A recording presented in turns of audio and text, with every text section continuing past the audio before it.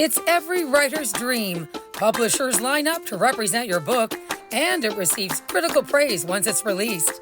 That's what's happened to author Rachel Khong. Coming off the success of her first book, Goodbye Vitamin, Khong's highly anticipated second work, Real Americans, set off a bidding war among publishing houses. After so long of just working on this book by myself, I had no idea if anybody would be interested in it at all, let alone 17 different people. And so it was a huge surprise, and it was really surreal. In Real Americans, Khong introduces us to 3 generations of a Chinese-American family as they all fight for self-determination in their own way.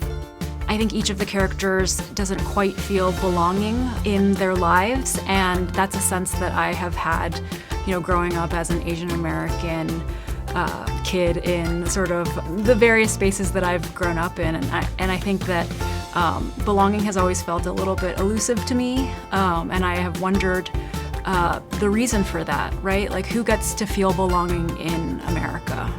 Khong questions free will, fate, class, race, and genetic engineering in what makes a real American.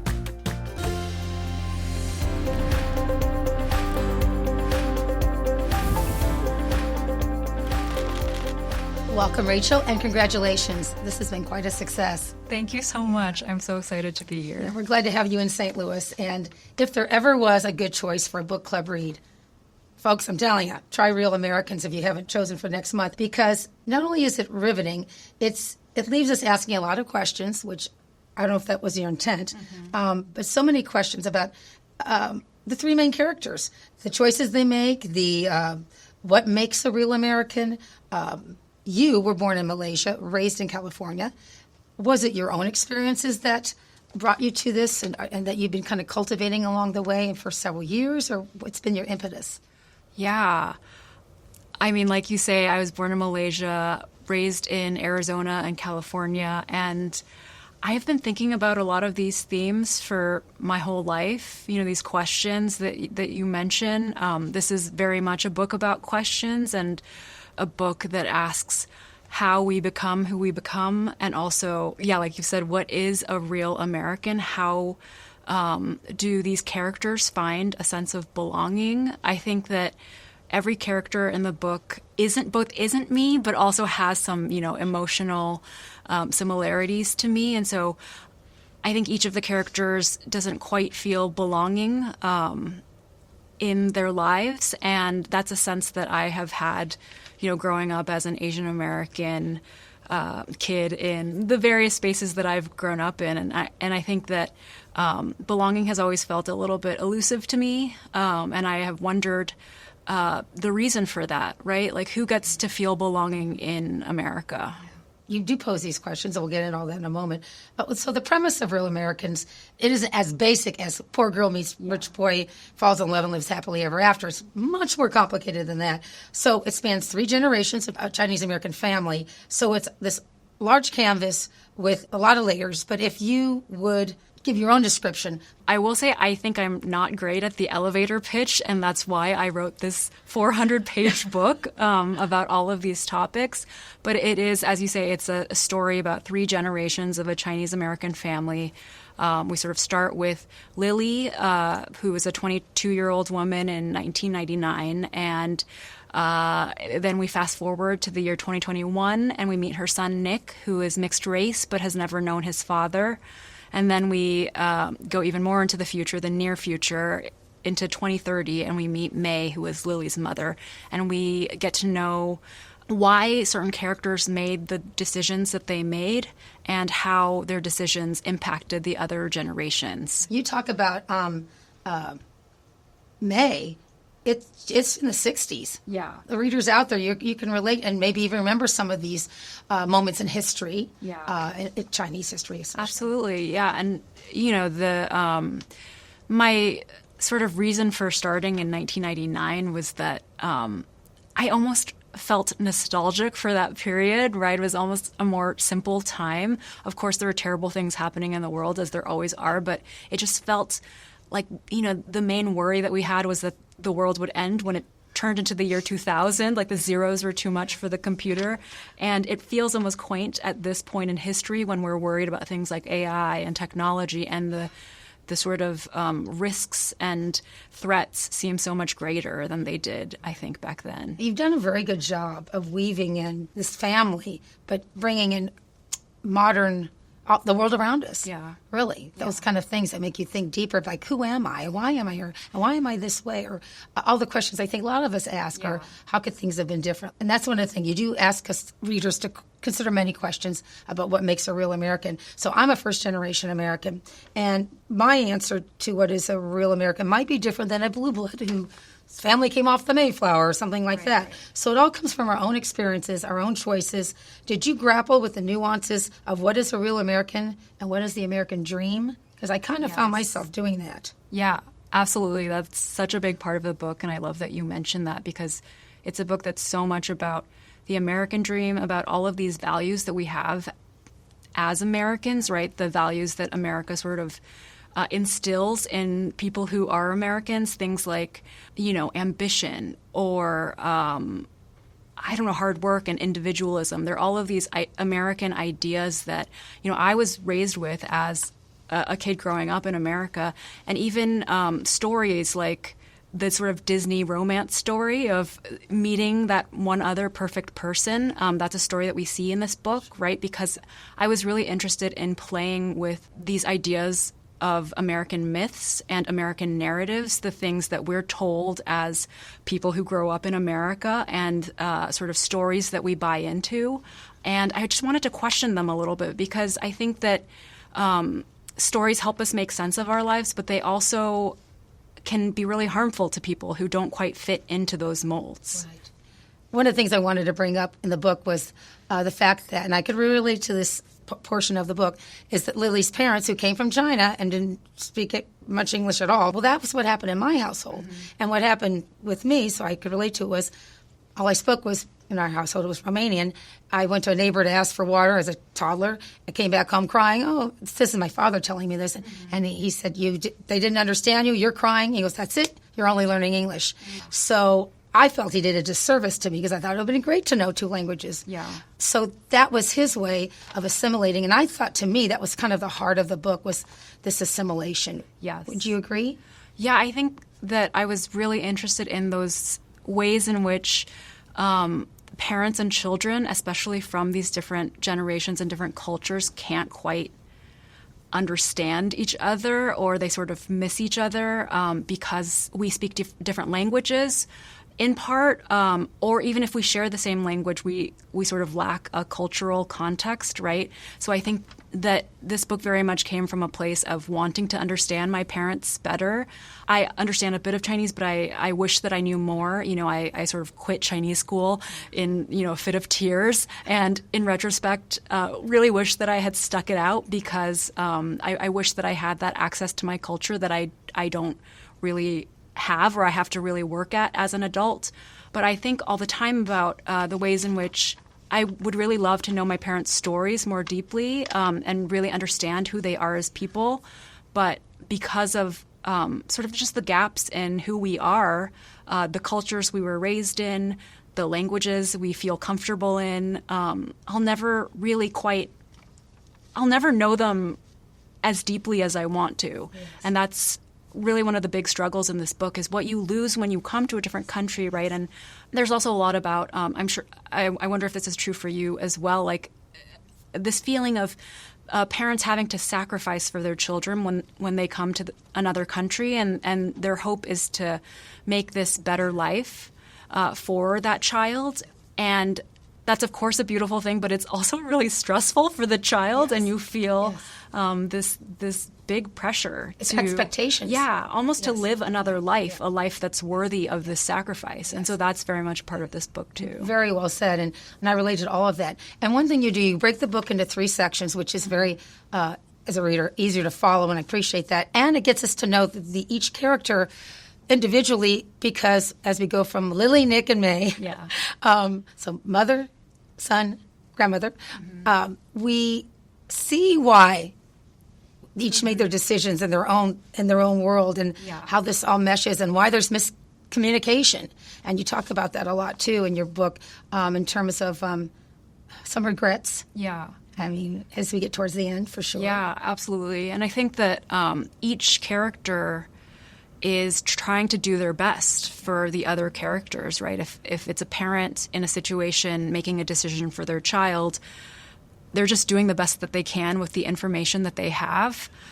So we see that with May, we see that with Lily, we see them make these decisions for their children that are really well-intentioned, but maybe aren't what the child actually needs, right? And I think that that's something that's so interesting to me because that's what we're all doing, right? For one another, we're sort of making decisions, often with really good intentions, but not quite knowing what it is actually like to be that other person and not knowing that person's full context. And so I think that was something that I was really interested in just highlighting through 3 stories, right? And in the 3 stories, you can sort of see the ways in which the decisions made on someone's behalf were not quite what they needed. And I just kind of wish, I wish May had told Lily this, or she would have understood her mother better and why she did the things she did instead of maybe resenting certain things.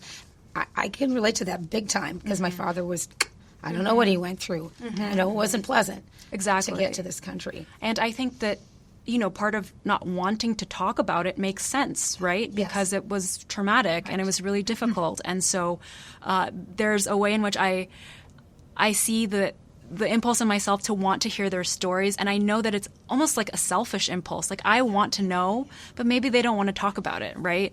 And so that's another way in which we're sort of missing each other. Multiracial questions come into focus, too, and to play with Lily, especially when she's with her girlfriends. She's somewhere and she's realizing, we're all married to white men. And she's like, why is that? Was that something that you experienced in your own life that you felt it needed to be mentioned? I think, I was really interested in mentioning it because it is a phenomenon that exists. I think we probably all know an Asian woman, white man couple, and I am in an interracial relationship myself, and I think that more recently there are definitely more conversations about why that is. I wasn't interested in obviously condemning any relationships, right? And people should love who they love, but I did want to bring up that question of why is this happening? Is it that perhaps white men are glorified in the media, right? That we're sort of raised as Americans to think of white men as the love interests in various stories. And I think that that's something that I just wanted to call attention to say, where is this desire coming from? And also to just sort of bring up the question of where desire comes from, right? Like, I think a lot of our desires are shaped by how we've been raised, right? And the sort of entertainment we've seen and what we're told is beautiful or attractive. And in this book, Lily, who is the protagonist in the first section, she meets a man who is just a very conventionally attractive person in that he is wealthy, he's like tall and blonde and blue-eyed, and everyone understands that that is an ideal, right? Because in American culture especially, it's so common to see that kind of person in the spotlight. Right. And I just wanted to call attention to that, right? And to sort of call attention to this character's desires who have been, she has been shaped by the culture that she's been steeped in, but she also sort of wonders at a moment, like, why is this? Like, what about my own truer desires? Like, do I have those? And I think that they can be sort of ignored if we don't pay attention to them, right? Multiracial is one of them, things you bring up. But I mean, there's things like choices, luck, fortune, fate, all the things you think, cultural issues. But unexpected to me was the genetics and biology. Why did you include those? Yeah. I mean, maybe that was a little bit of power, too, coming into it. Yes. Yeah. It definitely is also about power and about choice. I think that...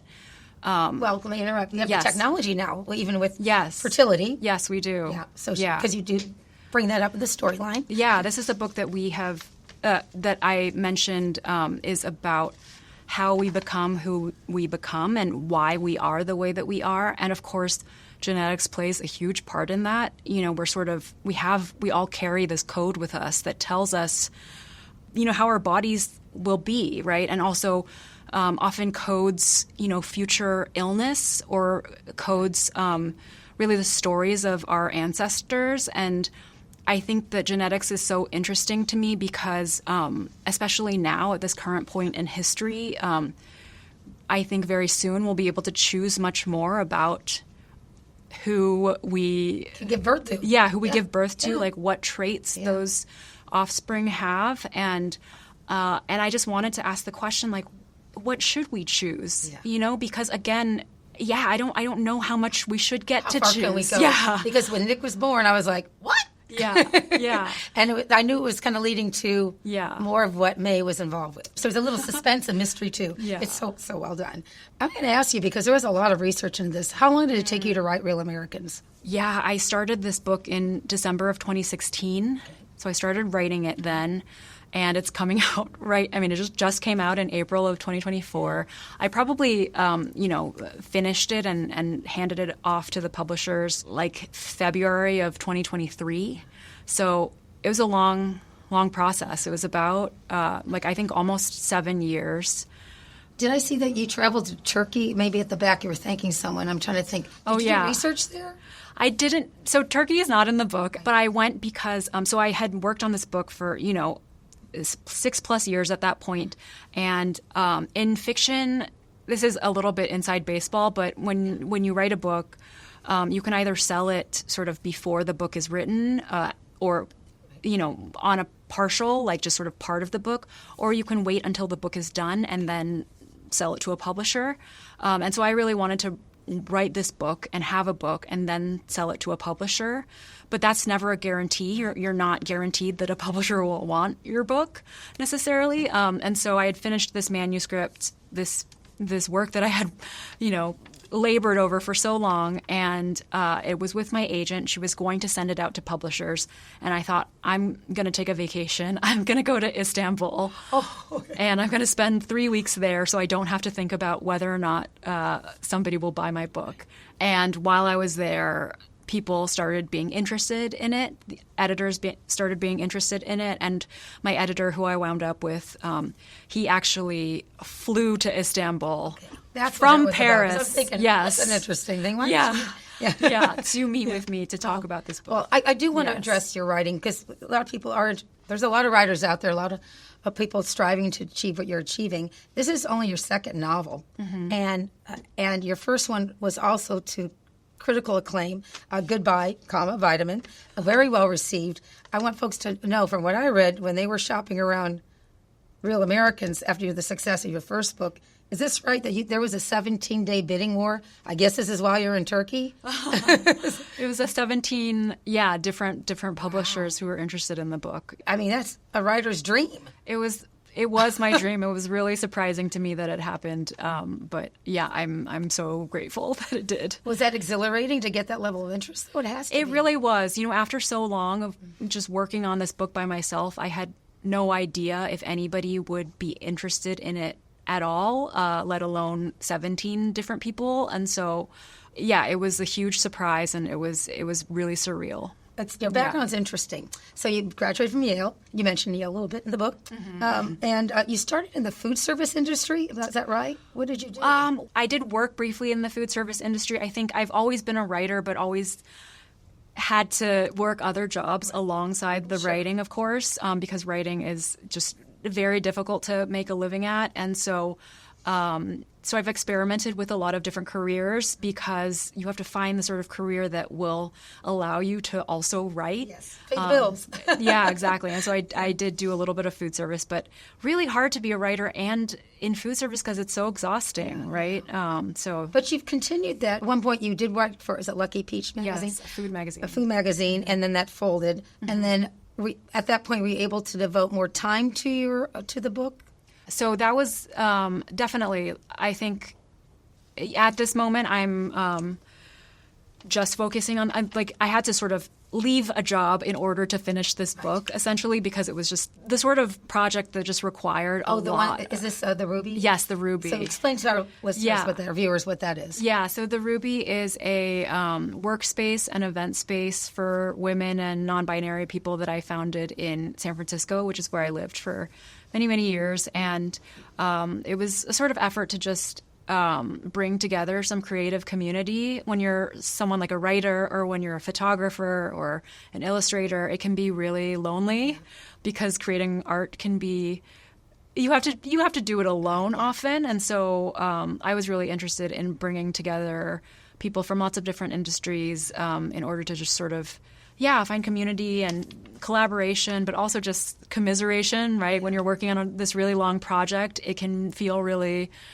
demoralizing. And so I met a lot of my writer friends through that. We could commiserate together. Exactly. And get ideas or hold each other up. But that was the part that was getting too much of taking up too much of their time. It was a lot of, I've always worked these more than full-time jobs, and always just throwing myself so much into the work itself because I love working really hard.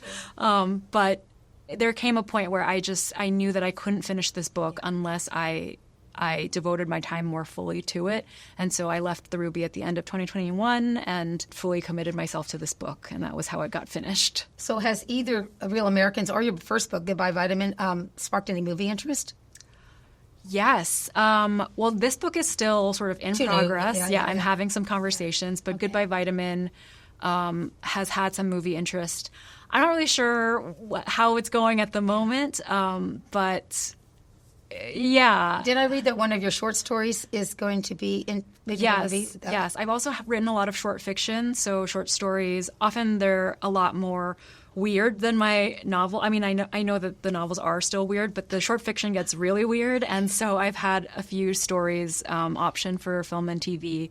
And the one that sort of made it the farthest, we'll see how it goes, is it's going to be a movie. It's based on a story that I wrote called The Freshening. And it stars, I think this is official now, it's going to star John Boyega, who is an actor who was in Star Wars, I think.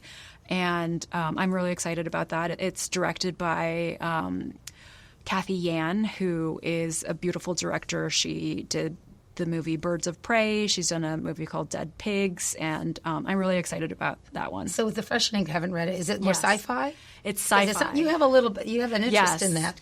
I do have an interest in it. Obviously. Yeah, I think because sci-fi. I mean, I don't love to label it only because I feel like I don't want to step on any real sci-fi toes. But I think that I'm interested in sort of speculative. I think what ifs, right? Like what if something really bizarre happened? In order to sort of understand humanity and what we would do as people, in a much smaller way. So The Freshening is a story that's about this sort of near future America where every American needs to, they receive an injection that causes them to see everybody else as their same race and gender. And it's in this near future America, it's an effort to sort of, stop racism and stop sexism and stop lots of discrimination. Because you become that because opposite of where you are. The way that you view people is just sort of in your same demographic. And I think that was an idea I just had because I was just so heartbroken by these accounts of police violence, right, especially against Black men in particular, and just wondering what if that cop couldn't see actually literally couldn't see race, what would happen? And I think of course some things would be solved, but a lot would be lost. And so I think just ruminating on these really weird ideas as a way to sort of get at something interesting about human beings. Rachel, if you don't mind, I'd like you to read a passage from the book that I selected. I thought was indicative of the theme of, what is a real American. Let's see, right here. An American expression that had always been strange to me was build a life. My life had not been built. It wasn't a piece-by-piece assembly following a blueprint. Nothing fit together. It wasn't a structure, but a heap. It had been our dream, Otto's and mine, to give our children the best possible futures. But it was a mistake, believing you could choose for someone else, no matter how well-intentioned you might be. And what did we choose, really? We were told what to want. Propaganda was universal, especially in this country where the propaganda was that there was none. We were free. But were we? When we were made to value certain lives more than others, when we were made relentlessly to want more. What if I had seen through it? What if I had understood that I already had enough? So with regards to that passage, May reflecting as she's aging and fading, I think that's very common for a lot of us to ruminate and look back at our lives. I guess in her case, this was regret, but just looking at the way she handled things, and how does that work with real Americans and defining that for you in terms of questioning it? Yeah, I mean, she is asking, or she's sort of ruminating on what it means to, or that phrase, build a life, right? And if life, she's sort of questioning if life is actually built or if it's more random than that. I think that the American narrative is that we do make ourselves, we build ourselves, we can choose everything that we want. We're sort of, we have all the agency in our own lives and we can create our own lives. But I think that the book sort of questions that, like if that is entirely true, if we do have responsibility over everything, right? I think that in this country we often we sort of exalt people for things that they might not necessarily have accomplished themselves, and yet we believe that they did. We can just think of really like wealthy, powerful people and the ways that we lift them up, we glorify them. Billionaires, for example. And I think that often those people don't want to admit that they really got a lot of right help. Place at the right time, lots of help. You know, think about all the things. It's so much luck based. Yeah. And I think on the other end of that, we often blame people for things that are out of their control, for poverty, for, not having a home, things like that. And think you do address that. Yes, definitely. Yeah. And I think it's just more complicated than, that really clean narrative of, come to America and you can choose everything for yourself and you can make your life exactly as you want it to be. I think that choices are always made within a context, right? And choices are often limited by that context. And so that's really just an interest of the book itself, just those contexts that we all have. And I think that hopefully it's a push toward like wanting to understand one another's contexts better and giving people sort of more grace, It is certainly thought-provoking, for sure, and which makes this such a great book club conversation. A lot of questions they can ask. And I believe Amazon and some of these other sites where you can get the book offers those questions, too. So they've become savvy to the popularity of book clubs. So do you ever speak to book clubs? I do. Yeah. I love speaking to book clubs, actually, because obviously it's very fun to do something like this, to talk about the book, but we have to do it without spoilers. Right. And so it's really fun to talk with book clubs and then really get into all the spoilers and everything. Yeah. Well, the book is Real Americans, Rachel Khong, a great work that you've done, and I hope that it continues its great success. Thank you so much.